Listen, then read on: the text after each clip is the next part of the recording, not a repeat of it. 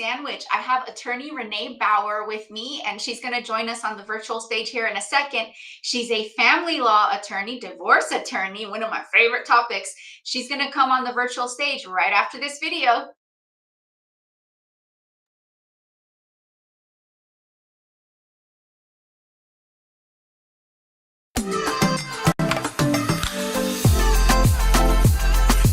Welcome to Care Sandwich, the podcast where we dive into the success journeys of law firm owners across the country. I'm Margarita Eberline, your host and the founder of Marketing Boss, a fractional chief marketing officer firm for law firms. On this show, we'll explore the challenges, strategies, and victories that have shaped law firms and how they wrap every interaction with care. Because we believe that caring isn't just a value, it's a strategy for success. So grab your favorite sandwich, sit back, and let's dig into a conversation filled with insight, inspiration, and of course, a lot of care. Help me welcome to the virtual stage attorney Renee Bauer, family law attorney, award-winning author, motivational speaker, and a legal thought leader. Wow, those are a lot of titles. Let's go. Tell us about yourself.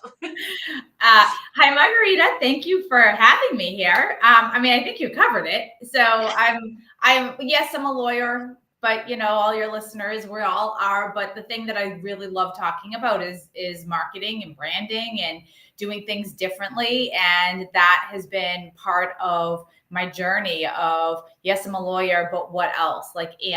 And what else can I do that's aligned with that practice and helping others feel empowered to do really hard, uncomfortable things. And sometimes it's divorce and sometimes it's something else. And from that came my journey of writing and speaking, and entrepreneurship, and just pushing myself to be really uncomfortable, which has been really fun and such a journey because it has helped grow my business and just challenged me personally and professionally. So I'm psyched to be here and talk about all the things. Yes.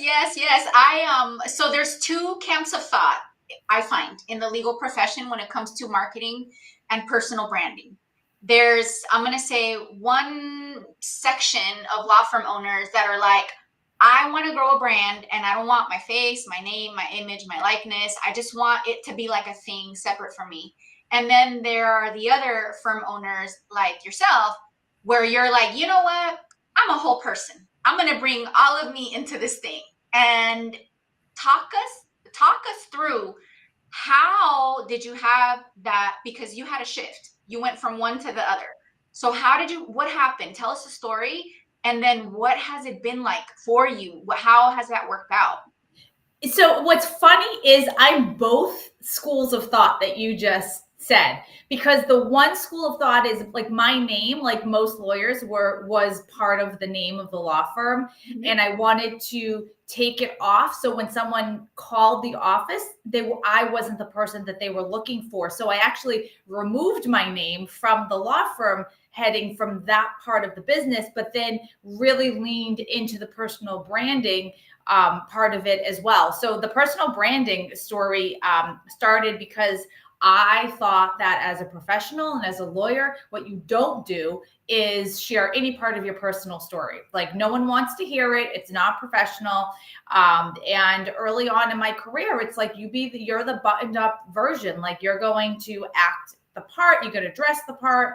And when I was really starting out early, it was like, I can't have personality in what I was wearing or wear the bright colors. Like, I had to look really business-like. And that has shifted over the years, but I still kept very much my personal story to myself. And I had a good friend of mine who started a podcast, and she's like, listen, I want to have you on as a guest. And this was about 5 years ago. And she's like, I'm going to come over. I'll bring some sushi. Like, I'll ask you some questions. It's going to be fine. And I'm like, okay, cool. I've never done a podcast before. You said sushi. I'm good. So she shows up, we have a drink, we eat some sushi, she clips the mic on me, and she starts asking me questions about my divorce. And it was the first time that I ever answered them in a really authentic, truthful way. And when the interview was done, I had to call up my mother and be like, just so you know, you might have come up in the podcast in kind of a not flattering way, just telling you.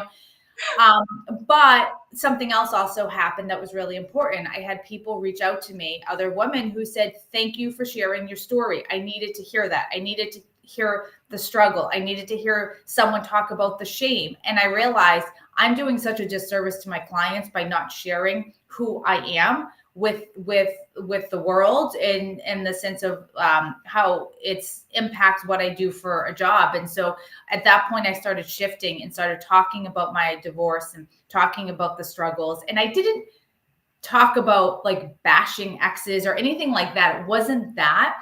It was about like how I used it as an opportunity and how hard it was, and how I was filled with uncertainty and doubt, and all of like, it was like holding the mirror up to myself and what my journey looked like from a divorce. And when I started talking to clients that way and started talking about it on social media, that's when things really got interesting and the business grew. And that's when I got the book deal. That's when I started speaking on stages and sharing stories. I never in a million years thought that I would ever speak out loud, never mind in a room full of women. And it really just impacted, it made the practice, so it humanized it. And now when clients hear that, they can say like, you get me. And, or if someone's having a hard time, I can say, I get you because I've been there. And I think at the end of the day, that's what people want. They want connection and authenticity. And I think there's even now, there's such a shift away from these perfect posts and influencers who are living this like lifestyle. I just saw something so interesting. It was like, people don't want to see all of the designer stuff you're buying and because that's not real life for people. Like they want to feel connected and they want to see that authentic connection. And that's, I think that is like such a powerful marketing tool that most people don't think of when how do they market their law firm? They think about SEO and ads and all of that. But, you think about, okay, who are you? And how do you put that story forward and the why behind it? Like that's the reason why someone's going to call your office, not because of some ad that you ran that was produced professionally. It's the other stuff. Yeah, and I think there's a place for all of it. I'm gonna pull out a couple of things for the audience that you said that were very impactful. The thought that you have to be the face of your actual law firm in as far as operations, and that's the risk of bringing your personal brand. I love that. Like, let's dispel that. You said that it's possible and that you are doing both. People don't call your office expecting to talk to you per se. They call your office because of your brand. So that I wanted to reiterate that because that was a very, very important point that you made. The other thing that I heard that I want to outline for our listeners is when you're sharing your personal stuff, I'm going to call it stuff, you don't have to do it from an angle of this is now your open journal to the world. This is now your mess. Like, if you can do it in a way where you're sharing in order to empower and inform your audience, like that's what I picked up on how you did it and why it's working for you. And I'm 100% aligned with the media. I'm going to call it the media mix. Instagram is a good case study. Like, I want to say maybe 8 years ago, the thing to do on Instagram was to have this beautiful grid, right? Of the professionally produced, the thumbnails. It was almost like all about the photography. Now, when I look at Instagram, the algorithm and how things have changed, law firm owners, law firm brands that have a mix of the polished every once in a while, but where it's mostly like the messy stuff, like the raw stuff, the real stuff, the videos of you talking from your car, seem to get a lot more engagement, I believe, and more of an ROI than when it's too produced. Yeah, I think those are really, really good nuggets. Talk to us about your book and where can we find it? Yeah. So my book's called She Who Wins. And before I was a lawyer, I was a writer. I've been a writer since I was a kid. And I knew there. What? You had that advantage that you were already a Yes. writer. I mean, so, it's funny because people will write nonfiction books to help promote their business. And that wasn't me. I wrote the book because it was the writing that was the joy for me. And if it ended up helping to promote something, great. But nonfiction and personal development was not actually the direction I even wanted to go in. So I'm a fiction writer. And I wrote a fiction book that got me my literary agent. So I knew I wanted to go the traditional path. And we didn't publish that book. And I had come to her back in like 2020. And I was like, listen, I have an idea for a personal development book. I see these struggles that clients have. I see these struggles that women have. I want to write this book talking about not the like, do all of this and you'll have success, I wanted to write a book that was a little bit more real and using storytelling. And she said to me, which you'll appreciate this, she's like, I love the idea, but you need a platform. Like, in order to sell a nonfiction book in the traditional world, the publisher needs to see you have a platform. And as she's talking to me, I'm Googling, how do I build a platform? And I'm like, oh, I have to ChatGPT. I'm like, we didn't have ChatGPT. And I have to do all these things. And I'm like, okay, hold up. I will be back. I will be back at you and we will build this platform. And it was probably like 8 months later. I'm like, do I have enough of a platform after I was doing all of these things? And it was enough because it sold the book. And that was the book that sold. So I have another fiction book that we're trying to sell right now. But the nonfiction was not my intent to, like, I had a message, but it wasn't like I was writing this thing because I wanted people to drive people to my law firm. That was not it at all. And so She Who Wins is really, I took this framework that I helped clients use when they were trying to make the decision on what they wanted in their life and how to move forward. And I realized it could be applied really to anyone who's at a crossroads, anyone trying to figure out what's next. They feel like they are, they're made for more. And I use humor. I use stories. I usually have my own, like my own stories that paint me in a certain light, like my own mishaps. I talk about stories like things that I thought were healed, that I thought, like, as I was writing, I'm like, oh my God, this is coming up for me. Like, that means I'm still holding on to it.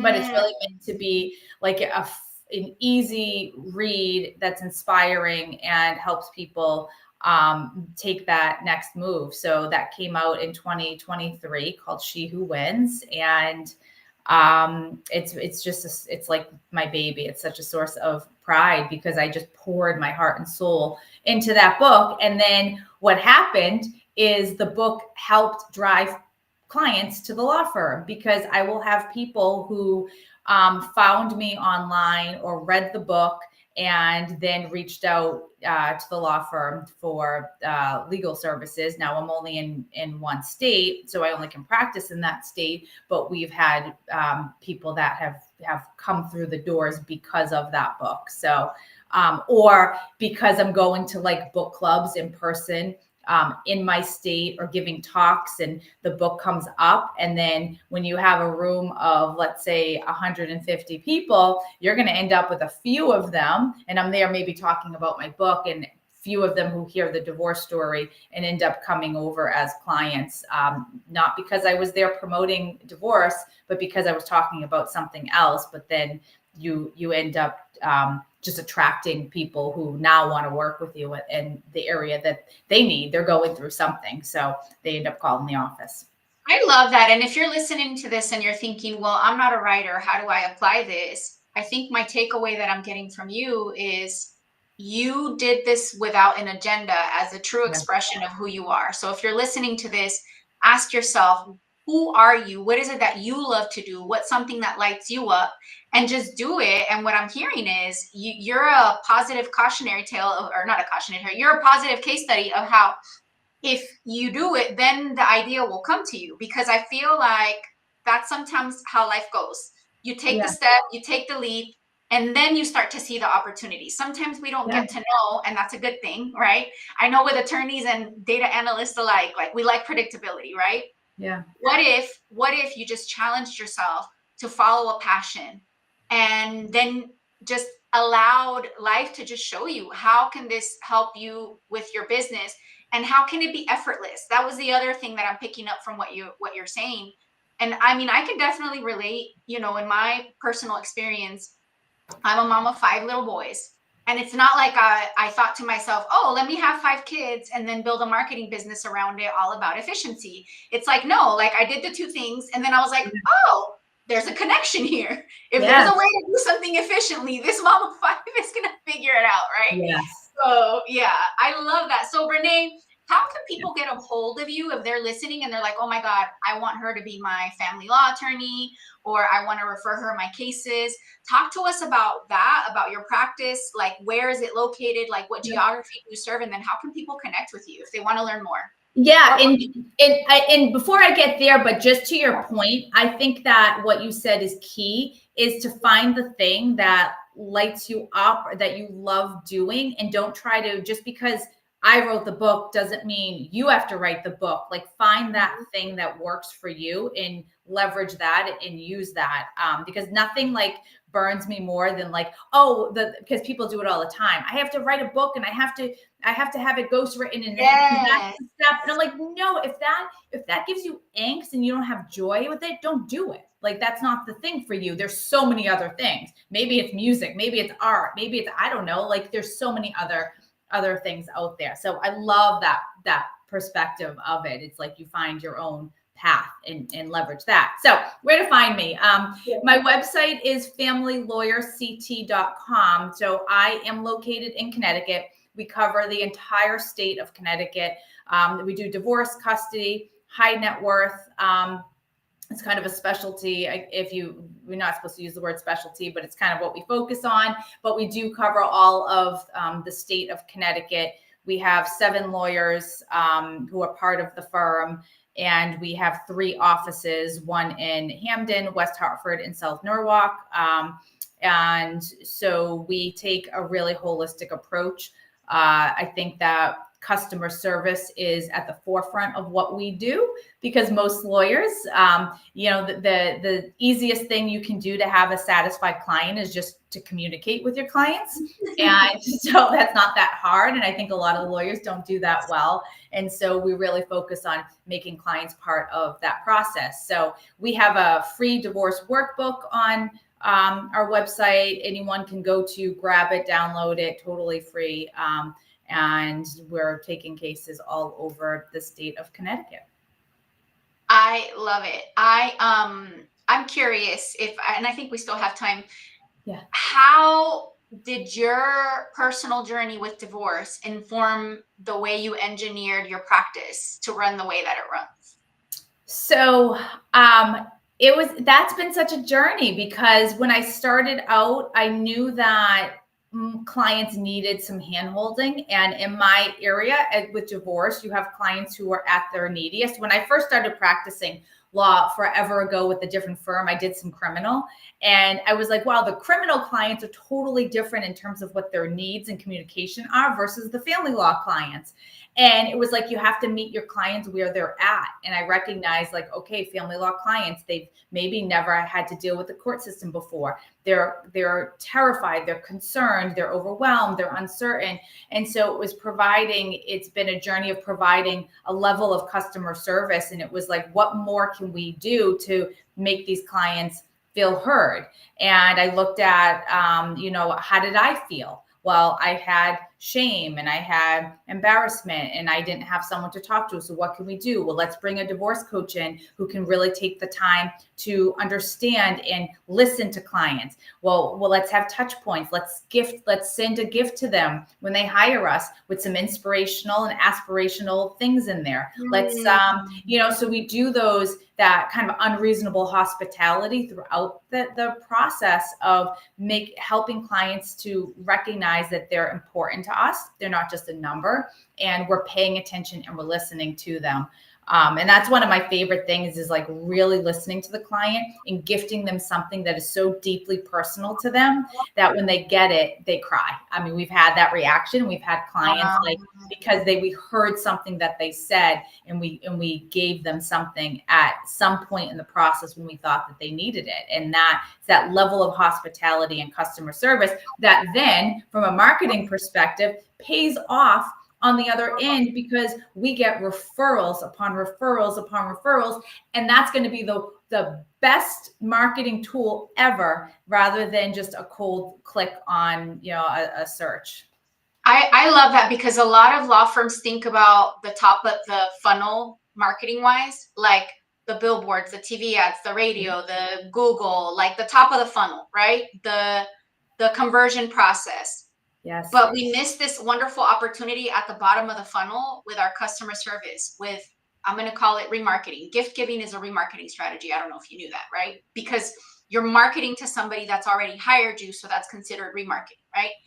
And that is where you get the referrals. That is where you get the Google reviews, which then helps with your visibility. Like, those things are so important. And the other thing that you said that I really liked, and that I actually noticed with my divorce attorney that I hired, is you paused long enough to think about how is your customer feeling, and you created an experience accordingly. Like, my divorce attorney would always ask at the beginning of every call before getting into the legal stuff is, how are you feeling? And it wasn't like she was inviting me, for it to be my therapy session, but like, it was nice that she at least wanted to know, like, I'm tired, I'm happy, I'm whatever, like, and we can start there. And then based on that, she would take the conversation to where it needed to go. So I think that is so smart. And I hope anybody listening, like, write that one down. Like, think about, how is your customer feeling? Create an experience and trust, like, you will get the ROI. Like, and not many people, or not many law firm owners do this. So then, like, it sets you apart big time. We do things. I looked at marketing in a different way as of a year ago. I said, okay, what can we do? What is everyone doing? Okay, it's important we do that. But what are people not doing? And it was the boots on the ground stuff. And we show up for conferences, and we speak at conferences for mental health professionals and therapists. And then we show up we were just at one 2 weeks ago at a business conference. There wasn't one lawyer there. There were 1,500 people there, and there wasn't one lawyer there. And I was on a panel. We also had a booth. I mean, the amount of connections that we have. And we had someone come up to us and say, I saw you at an event last year, and then I saw that you had a booth at this event, and now this is the third touch point. So think about, if someone crosses her path, she may not need the divorce, but if someone crosses her path who needs one, and she says, oh, I know of a firm, and she's already seen us 3 times, and she's going to continue to see us if she shows up for those things. And it's like all of those touch points. And that's what you want to be top of mind. And people forget that whole like old school networking, and it works. Yeah, no. And people forget, marketing includes networking. Marketing includes gift giving. Marketing includes phone calls. Like, it includes all of it. So I love this. Well, I want to invite you all to get in touch with Renee and her team. So let's put up her contact info once again. If you're listening and you're thinking, oh my gosh, this is somebody that I want to refer folks to. If you want a speaker, you can go to her website and learn more about how to book her online. And by the way, I love your website. I was like, this personal brand website is like fire. So love it. And then, so check it out, get inspired. I'm going to ask you one more question, and then we have to wrap it up, because I'm gonna get in trouble with my producers. Okay. I'm ready for this one. What is your favorite sandwich? Because after all, this is called the Care Sandwich Podcast. So we talk about sandwich. I always play it safe with sandwiches. And I just, for the first time I'm like, all right, I want something different. And I had this sandwich on a hard roll with shaved steak, and it was like buffalo. And so it was like a buffalo with like blue cheese, and it was delicious. It was like so not my typical like grilled chicken boring. And it was this shaved steak with red hot and buffalo, and probably a total calorie bomb, but it was worth every bite. Yeah, I don't know about you, but buffalo sauce just does things to me. Like, the next day, Right? I just feel so icky. I don't know what it is, but I it's know. so good. I know, but it's so good. And they did it with a shaved steak, which was a different twist on it. So yes, you're not doing that, every day of the week, but it's a nice little treat.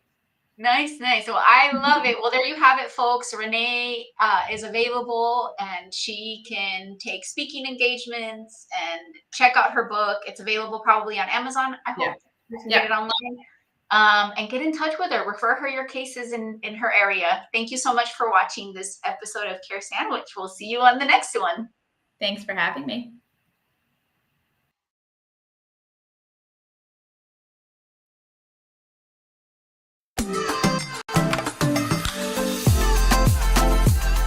Thank you for joining us on this episode of Care Sandwich. Remember, the way we care for our clients, our teams, and ourselves can make all the difference in our success. Until next